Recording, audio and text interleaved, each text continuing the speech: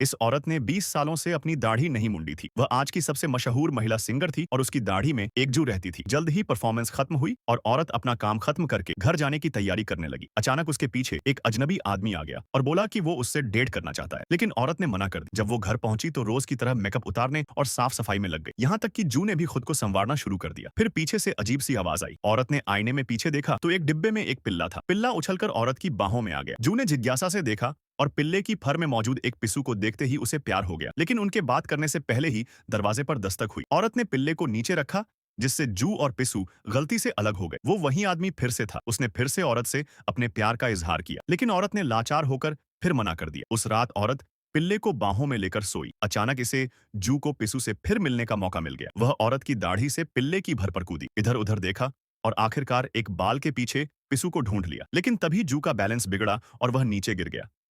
उसे एलर्जी हो गई। पिस्सू डर गई और फटाफट जू को औरत की दाढ़ी में वापस ले गई। जू जल्दी ठीक हो गया, लेकिन फिर पिस्सू को भी एलर्जी होने लगी।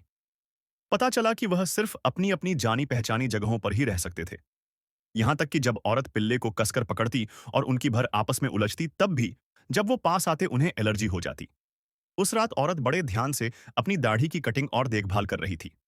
लेकिन वो आदमी फिर आ गया। वो फूलों का गुलदस्ता लेकर आया और बोला कि वो उससे कितना प्यार करता है। लेकिन पिल्ले को पराग से एलर्जी थी। वो छींकने लगा और पिस्सू को फर से बाहर गिरा दिया। उसी पल जू ने पिस्तू को पकड़ लिया, लेकिन औरत ने गलती से अपनी दाढ़ी काट दी और दोनों कीड़े नीचे गिरकर सीधे आदमी के सिर पर जा गिरे। वो अपनी जानी पहचानी जगहों से दूर थे। जू और पिस्सू दोनों को एलर्जी हुई और वह बहुत असहज महसूस करने लगे, लेकिन फिर भी उन्होंने एक दूसरे का हाथ थामे रखा। फिर कुछ जादू जैसा हुआ। आदमी के सिर ही नहीं, पूरे शरीर पर अचानक बाल उगाए। पता चला कि वह एक वेयरवुल्फ था।